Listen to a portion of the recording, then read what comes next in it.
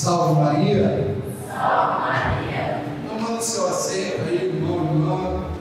Você que está servindo, trabalhando, que vai sentar, vai se organizando. Boa noite. Quantos os irmãos se organizam pela pessoa? Sou Paulinho. Essa aqui é a tia Bia, tia da minha esposa, minha tia, né? Irmã da mãe da Elisângela e a Priscila.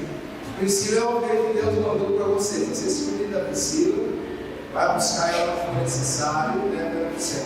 Em nome de Jesus. Amém? Nossa, com muita alegria, nós vamos partilhar a palavra de Deus essa noite. As pessoas me chamam de Paulinho, mas eu chamo de Paulo, né? Um dia eu fui pequeno. Cresci na estatura, mas já estou diminuindo, estou crescendo em largura, né? Ocupando mais lugar no espaço. Eu sou o pai do João Paulo e da Maria. Maria tem 1 ano e 11 meses. O João tem 12 anos. Casado com a Elisângela, 15 anos, se eu não me engano. Eu sou muito memória, mas eu acho que são 15 anos. O grupo de oração é uma amiga, acontece às quintas-feiras, lá na Capela Sagrado Coração de Jesus. E hoje foi o dia do nosso grupo, foi um mistério muito grande no último ano. Deus seja louvado. Todas as vezes que eu venho pregar aqui, para mim a mente é um motivo de bastante alegria.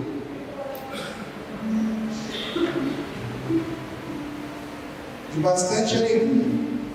Cada vez que eu venho, eu me surpreendo. Os irmãos, não é? Desde quando vocês começaram até agora, a família cresceu, os irmãos se casaram, as crianças cresceram, a Rafa está na comunidade, né? Quantas coisas foram, a gente vai envelhecendo, o tempo vai passando, a gente já vê os frutos de Deus. Deixa o ministério firmão aqui na frente, né? Sem vacilar, sem tremer mais, sem gasgar as músicas, os meninos conduzindo, animando. Glória a Deus, isso é tudo para a glória de Deus. E realmente essa noite para nós, irmãos e irmãs, é uma noite de deixar tudo. Como o Senhor profetizou, como o Espírito falou no nosso coração até esse momento, deixa tudo, muda de vida, abre o coração a Jesus, aceita Jesus como teu Senhor, sai da vida do pecado, entra na vida de santidade, se decida de uma vez por todas e não volte nunca mais, não retroceda 1 milímetro sequer nas tuas decisões, na tua entrega, no teu abandono ao Espírito, porque esse é o caminho da felicidade, esse é o caminho do sentido pleno, esse é o caminho da realização humana, esse é o caminho que Deus sonhou para você, que Deus sonhou para mim e para cada ser humano, de Adão até o último ser vivente que nasceu nesse mundo. Esse é o caminho que Deus sonhou para nós, o caminho que Levi fez, o caminho que Zaqueu fez, o caminho que tantos outros fizeram na história da igreja, o caminho que nós estamos fazendo nesse tempo de 2022, na quarta revolução industrial, que é a tecnologia, nesse tempo onde as coisas mudaram, onde parece que o neopaganismo voltou. Deus continua sonhando em nos levar para o céu, cada um de nós. Isso não muda, é imutável. E essa transformação, ela acontece em nossas almas. E hoje nós vamos adentrar em como isso acontece de fato, quais são os elementos que envolvem essa mudança, como é que acontece essa conversão, essa transformação, como é que eu saio de uma vida de escravidão e venho viver uma vida de liberdade no Espírito. Como é que a engenharia diz, como é que a química, como o ser humano funciona, como Deus age, como é que o Espírito atua para que isso de fato aconteça. E se já aconteceu na sua vida, você vai ver como é que foi que aconteceu. Nós vamos tratar disso hoje, a partir do fenômeno que acontece em Atos dos Apóstolos, capítulo 2.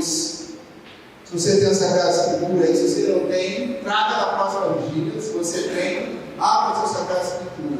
Atos dos Apóstolos, capítulo 2. Vamos ler do versículo 1 até o 4.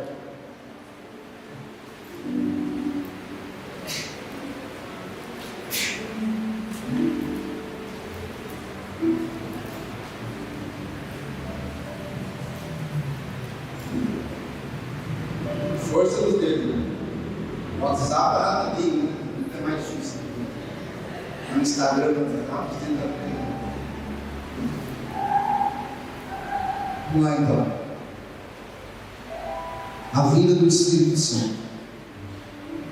Quando chegou o dia de Pentecostes, eles se achavam reunidos todos juntos. De repente veio do céu um ruído, como de violento vendaval, que encheu toda a casa onde eles estavam. Então lhes apareceu algo como línguas de fogo, que se repartiram e pousou sobre cada um deles.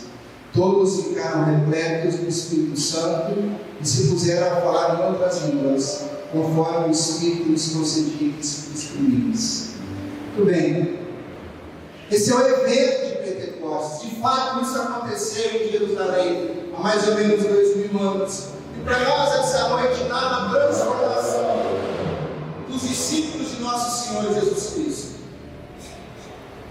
Essa passagem mostra que homens que até então estavam trancados por medo dos judeus, como São João narra, de repente passam por uma transformação e experimentam de uma liberdade, no grego a paresia, de um impulso missionário, apostólico, um amor por Jesus Cristo, que eles viveram com o Senhor, eles falaram, eles comeram com Jesus, eles passearam com Jesus, pregaram com Jesus, viram Jesus fazer milagres, eles testemunharam, eles foram testemunhas oculares de tudo isso.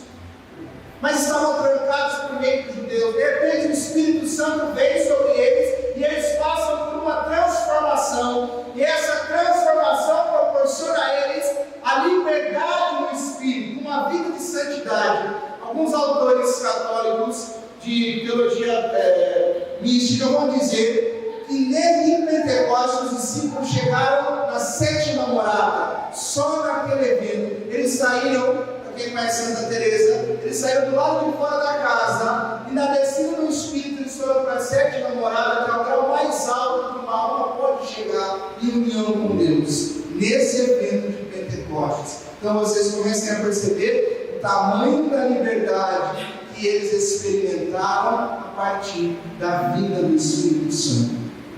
Como os irmãos profetizaram, o Espírito Santo de fato está aqui. E no final da pregação eu vou falar da presença do Espírito Santo nesse momento e como ele está aqui agora. Muito bem. Primeiro elemento que nós precisamos ter muito claro em nossos corações, em nossas almas. O local do combate espiritual é a alma, não é o corpo. É a alma que é atacada por Satanás. É a alma que é arrastada pelo mundo. É a alma que é arrastada pela carne, está longe de Deus. Então o combate espiritual acontece na alma. Porque o corpo não peca. Se o corpo pecasse, os animais pecariam. Os animais não pecam, porque eles não têm uma alma humana. É na alma que são engendradas as coisas. É a alma que peca, que se decide a se afastar de Deus. Então o local do combate espiritual é a alma. Tenham isso muito claro.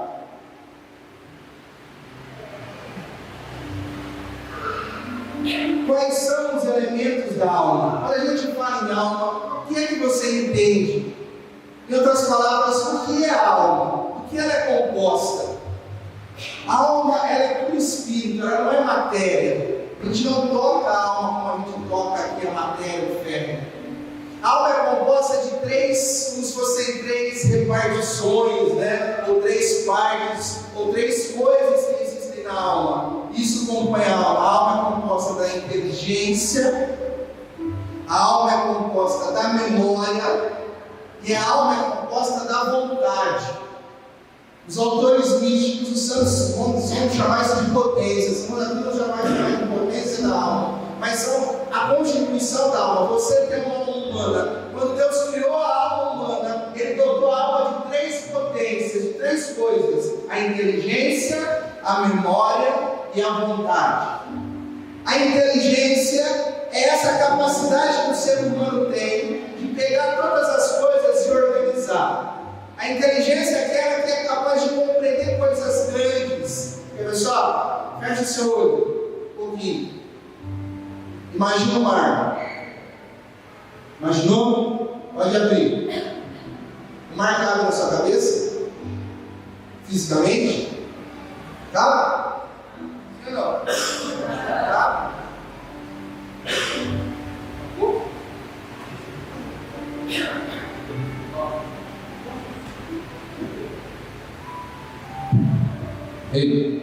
O mar não cabe fisicamente na sua cabeça, mas ele cabe na sua inteligência. Você imaginou o mar.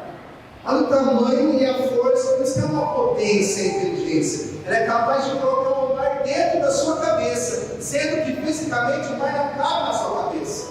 Então a inteligência é responsável por essa organização. A inteligência é responsável pela imaginação, por fazer projetos, planos.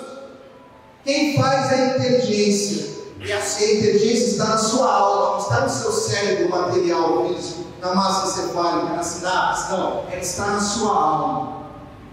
Depois a tua alma tem memória. O que é memória? Memória são as recordações, são as lembranças que nós temos. Aquilo que nós guardamos, que nós captamos com os sentidos, aquilo que eu vejo, aquilo que o cheiro que eu sinto, aquilo que eu ouço, aquilo que eu medito. Isso fica guardado dentro da nossa alma, num lugar chamado memória. E por último, nós temos a vontade. O que é a vontade? A vontade é aquilo que coloca tudo em movimento. A inteligência, como nós funcionamos? A inteligência convida à vontade. A vontade aceita o convite da inteligência que elimina, então ela age de acordo com aquilo que a minha inteligência manda ela fazer. Vocês já ouviram falar, vocês já ouviram a expressão força de vontade, não é? O que é força de vontade? É alguém que tem uma disposição em fazer as coisas. Então, onde nasceram essas coisas? Nasceram da inteligência. Eu vou acordar o João Paulo de manhã, ele acorda 25 para 6, para ele poder ir para a escola. E aí eu fico das 25 para 6 até as 10 para 6 tentando tirar ele do sofá, porque ele está dormindo no sofá. Tentando tirar ele da cama.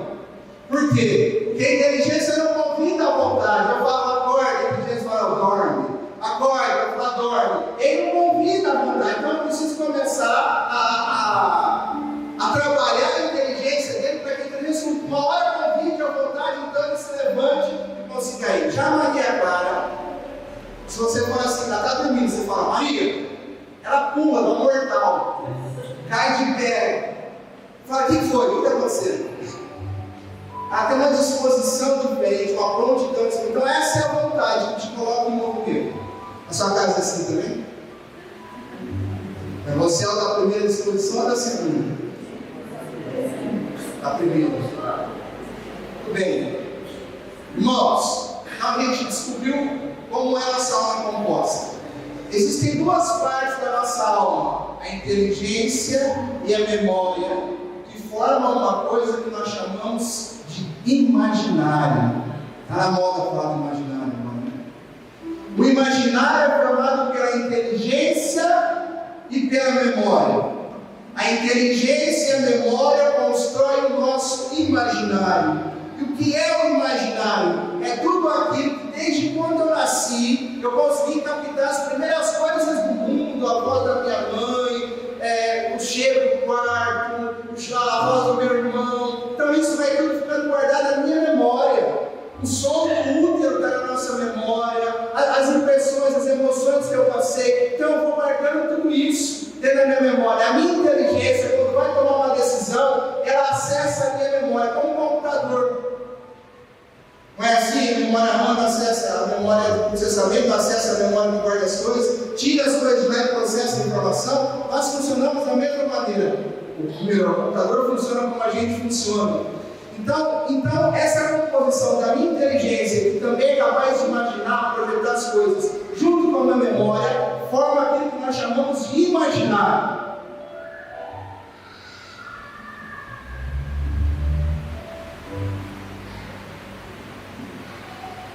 Quando nós somos escravos, quando o mundo, a carne e o demônio, essa tríade maldita, constroem nosso imaginário e reina sobre ele. O imaginário, como eu disse para vocês, o combate espiritual acontece na nossa alma, não no nosso corpo. O que Satanás faz? Ele constrói o nosso imaginário.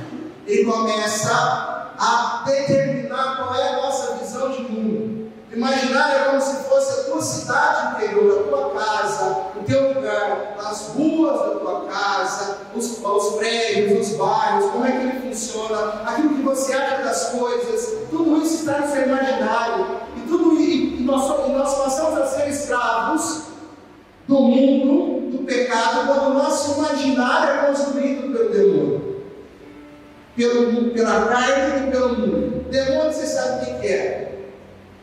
O que é a carne? A carne é essa nossa vontade de pecar. São Tiago vai chamar de concupiscência. Esse desejo, essa fome que nós temos de pecar. Não é a carne física. O que é o mundo? O mundo é aquilo que Satanás organizou para fazer a vontade dele. Então o que acontece, meus irmãos, minhas irmãs, com a juventude, com a humanidade que nós vemos hoje? Que as pessoas têm seu imaginário formado não pelas coisas de Deus, não pela palavra de Deus, não pela visão de Deus, pela verdade de Deus, mas pelo mundo. O mundo forma o nosso imaginário, o mundo sequestra a nossa alma, sequestra as nossas potências, e ele começa a determinar aquilo que nós devemos ou não fazer. E como é que o mundo faz isso? Como é que o imaginário é formado? O imaginário é formado quando eu alimento de coisas do mundo. Então, filmes do mundo formam o imaginário. Aqueles que não proclamam a palavra de Deus. Músicas que não proclamam a palavra de Deus formam o imaginário. As coisas que eu leio formam o imaginário. As conversas que eu tenho formam o imaginário. E quando isso é inspirado por Satanás ou pela carne, isso torna aquele ser humano escravo das realidades e do pecado. João 2,19. Os discípulos estavam trancados por medo dos judeus.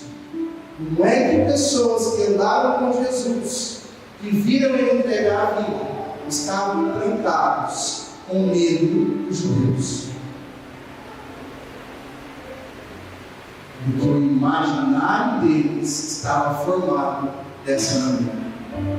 Eles tinham uma ideia de Cristo, eles formaram uma ideia de Jesus que não era a verdade, e não era a vontade de Deus.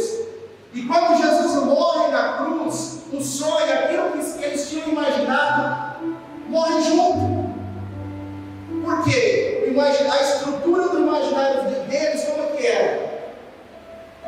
Inspirados pela carne, pelo egoísmo.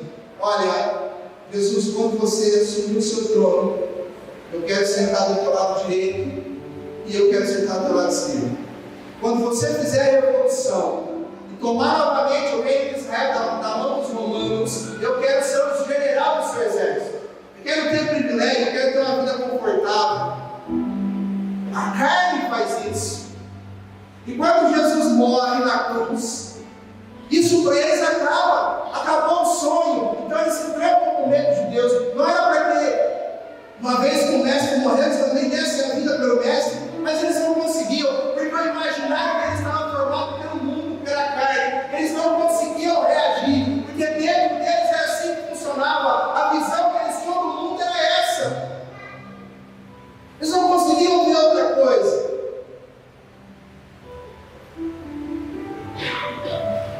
A pergunta que eu te faço essa noite é: o que formou a tua visão de mundo? Como é que você encara a vida? O que é para você a existência? O que é para você o casamento? O que é para você o seu pai, a sua mãe, a sua família? O que é para você o trabalho? O que é para você os filhos, seus filhos? Qual é o significado dessas coisas na sua vida? Quem é que te contou? Para que existe pai? Para que existe mãe? Quem te formou? Quem falou para você como é que os filhos devem ser educados? Aonde você viu isso que você pensa a respeito da política?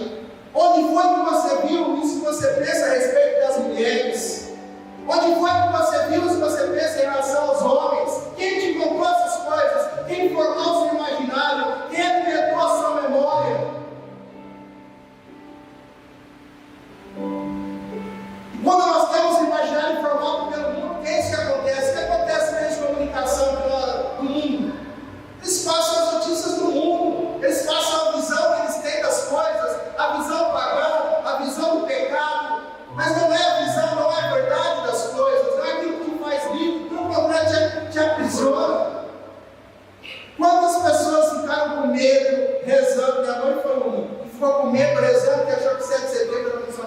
só no Brasil. Por que essas pessoas pensaram isso? Por que o coração delas ficou aflito? Porque o imaginário delas foi formado dessa maneira. Quando nós falamos na igreja que você precisa acreditar em tudo que a igreja acredita, e se você não acreditar em tudo que a igreja acredita, você não é católico. Você fala, não, mas espera aí, não é bem assim. Como não é bem assim? Quem foi que te falou que não é bem assim? É assim, a verdade é que é assim. Você precisa crer em tudo que a igreja crê. O teu imaginário precisa ser liberto. A tua visão de mundo precisa de libertação ao espírito. Precisa mudar.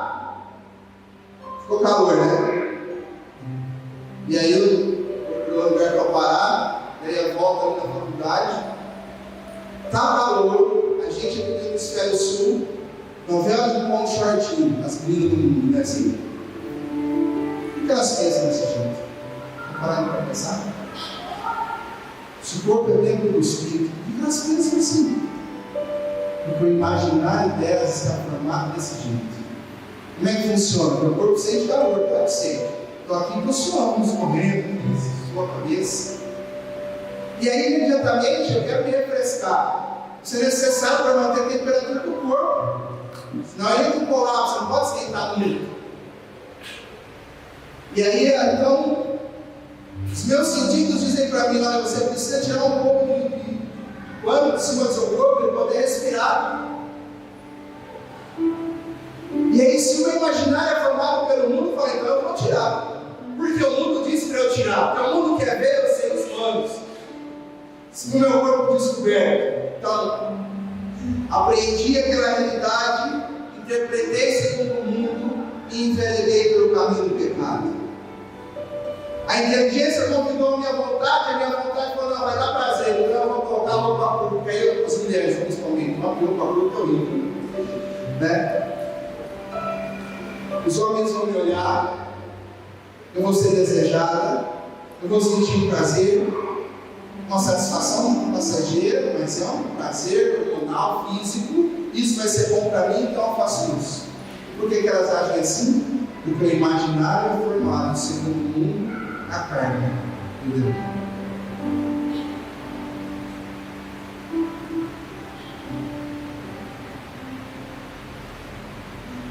Irmãos e irmãs, se isso não fosse verdade, Jesus não prometeria aquilo que ele prometeu em João 14 e João 16. Muito interessante. João 14, versículo 25.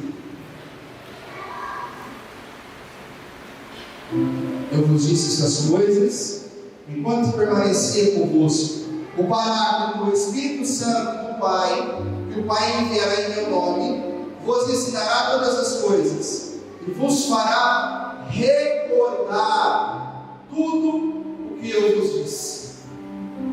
Depois ele fala assim, 16, versículo 12: eu tenho muitas coisas a vos dizer, mas atualmente não sois capazes de suportar. Quando vier o Espírito da verdade, ele vos conduzirá à verdade plena. Recordar, conduzir à verdade. Quando ele recordar a você todas as coisas, ele vai te reconduzir à verdade plena. Recordar é acessar o quê? A memória. Foi Deus que criou assim, ele sabia que era assim, que ele precisava acessar a memória e recordar todas as palavras que Jesus tinha dito. E como ele fez isso? E como ele acessou a memória? Quando ele revela toda a verdade, como é que a gente enxerga a verdade? Pela inteligência. Foi Deus que fez assim, Jesus sabia disso, porque ele fez dessa maneira. Então ele fala, quando o Espírito vier, ele vos recordará todas as coisas, acessará na sua memória as palavras que eu disse, e mostrará para vocês a verdade a partir da inteligência. Por isso, eu te pergunto mais uma vez, o que é que tem na sua memória? O que é que você tem assistido? O que é que você tem ouvido? O que é que você tem lido? com quem você tem conversado, a respeito de quais assuntos você tem conversado. Tudo isso, irmão e irmã, faz a sua memória. Tudo isso fica dentro de você. E se você não muda o padrão, se você não muda os seus relacionamentos, a tua literatura, aquilo que você assiste, aquilo que você ouve, quando o Espírito vem, ele vai recordar o que em você? O que o Espírito vai recordar? Não tem nada, está vazio. É por isso que a prática cristã, e aí ao sair da vigília, cada vigília que você vem, quando você volta para a sua casa, você precisa ter vida do Espírito.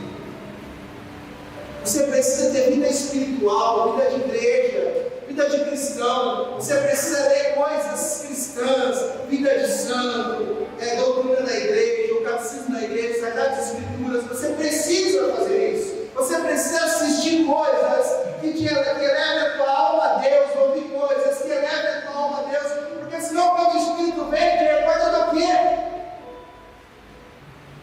Como é que a tua inteligência vai acessar a verdade? Como é que você vai enxergar que Jesus Cristo está vivo, que o Espírito está no meio de nós, se não tem nada na sua cabeça, ou melhor, só tem coisa do mundo, coisa do demônio, coisa da carne? Me explica, irmãos. A importância da nossa vida no Espírito, a vigília impulsiona a gente, ela anima a nossa caminhada. Nessa caminhada precisa continuar na igreja, em casa, nos nossos hábitos, naquilo que a gente faz no dia a dia, no nosso trabalho. Senão, irmãos, o que o Espírito vai acessar?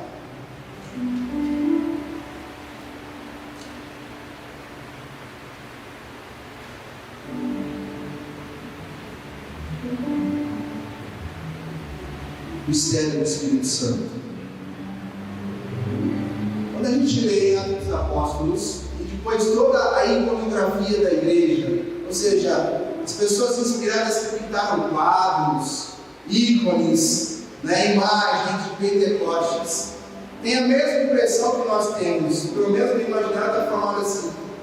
Quando São Lucas narra que o Espírito Santo desceu e pousou sobre eles, como que línguas de fogo, aonde você imagina essas línguas de fogo? Onde elas estavam? Cabeça, não é? Você imagina outro lugar? E por que na cabeça? Porque na cabeça representa a nossa inteligência, a nossa alma, a nossa vontade, a nossa memória e a nossa inteligência. Pentecostes, o Espírito Santo em Pentecostes foi capaz de mudar o imaginário dos apóstolos. Quando o Espírito vem, ele faz algo extraordinário, fora do comum, fora do normal. Quantos anos um santo leva para chegar na sétima morada? Quantos anos uma pessoa precisa de literatura, de oração, de cura interior para santificar, para mudar seu imaginário? Quanto tempo de caminhada é capaz de mudar o imaginário de alguém? O Espírito Santo fez uma obra extraordinária porque ele mudou completamente o imaginário dos discípulos em Pentecostes. A imagem que o Senhor me dava quando eu rezava, eu vi o Espírito Santo como um fogo eterno. Parecia um pássaro, mas tinha um formato mais ou menos de um pássaro com as asas abertas. Só que não era um pássaro, era um fogo. Um fogo que não estava ligado a nada, ninguém acendeu esse fogo, porque ele queima desde toda a eternidade e queimará para toda a eternidade. Essa é a presença do Espírito. E a presença do Espírito Santo na alma dos apóstolos, naquela manhã de Pentecostes, foi tão intensa e tão forte que aconteceu. Iluminou tanto a mente deles, a inteligência, porque a fé é isso, a fé é o dom de Deus que ilumina a nossa inteligência para que a gente possa enxergar as coisas, a verdade das coisas. Nos une a Deus, iluminou tanto a inteligência, purificou tanto a memória, que quando a inteligência convida à vontade, na alma dos discípulos, o que acontece? Eles passam a ter um amor do nosso Senhor Jesus Cristo, nunca experimentado antes. Eles começam a experimentar a liberdade daqueles que amam a Deus, pela ação do Espírito. O Espírito foi capaz de fazer isso, aquilo que nós levamos anos fazendo, estudando, rezando, orando, meditando, para mudar o nosso jeito de pensar. Com a graça de Deus, Espírito fez instantaneamente naqueles homens. É como se o Espírito Santo viesse numa cidade assim, com uma reta escavadeira gigante, passasse a reta escavadeira, limpasse o terreno inteiro e construísse uma nova cidade na alma daqueles homens, daquelas mulheres, em Pentecostes. Esse é o mistério de Pentecostes. Esse é o poder do Espírito. Irmãos e irmãs, nós nos reunimos ao redor do Espírito e clamamos o Espírito. Como em nenhum outro lugar da igreja você vai ver as pessoas adorando, se relacionando com o Espírito como nós fazemos aqui. Por que isso? Porque o Espírito Santo é aquele que muda o nosso imaginário. É aquele que de uma maneira extraordinária, eu pensava de um jeito, até aqui, 1998, no retiro de carnaval. Quando o Espírito Santo veio sobre mim, comecei a pensar de outro jeito, mas ninguém tinha me ensinado. Mas de repente algo mudou dentro de mim, o meu imaginário mudou. Essa é a obra do Espírito Santo. E aí então você passa a ter vida no Espírito, a liberdade do Espírito de Deus. Passa a gozar da liberdade que os discípulos passaram a gozar, porque eles não tinham mais medo de morrer. Quantas pessoas já não medo de morrer com Covid aqui? Ou na sua casa? Como esses homens não tinham medo de morrer? Como é que São Francisco não tinha medo de morrer? Como é que ele chamava a morte de irmã? Porque o imaginário dele tinha sido transformado pelo Espírito. Porque ele já não imaginava a morte como os pagãos, ele já não via mais a morte como a carne via, como o mundo via, não, ele via a morte como Deus via a morte. Ele nos revelará toda a verdade. Como é que Santa Giana, o quê? Santa Giana? Mola, né? Santa Italiana. O médico chegou para o marido dela e falou assim: ou o filho ou sua esposa. Perguntou para ela: ou você ou a criança. Ela disse: eu. Os dois não poderiam viver. E ela entrega a vida dela para o filho nascer. Por que ela pensou assim? Por que ela decidiu assim? Porque o imaginário dela estava transformado pelo Espírito. Ela já via a cidade de Deus, ela já via a glória do céu. Dentro dela já trabalhava a questão do céu, da eternidade, que essa vida é passageira, que nós criamos nossos filhos para o céu, que nós vamos para Deus. A verdade estava revelada no imaginário dela. Ela já tinha um imaginário segundo o Espírito Santo. E ela tinha liberdade de entregar a vida para que o filho dela nascesse. Sem pensar que ela tinha outro filho, sem considerar que o marido ia ficar sozinho, que ela era médica, não precisava voltar para o hospital. Isso tudo é pensamento pagão, isso tudo é imaginário do mundo. O mundo pensa assim. O mundo está apegado à família, o mundo está apegado ao dinheiro, o mundo está apegado às coisas, o mundo está apegado à própria vida. O egoísmo faz a gente se apegar à nossa vida como se ela fosse eterna nesse mundo. Mas quando eu tenho um imaginário transformado pelo Espírito, todas as coisas mudam e eu experimento da verdadeira liberdade dos filhos de Deus. Você quer viver assim? Você precisa viver assim. Eu preciso viver assim. Porque essa é a vida verdadeira e não existe outra. Não adianta mais fugir. Não, porque sabe,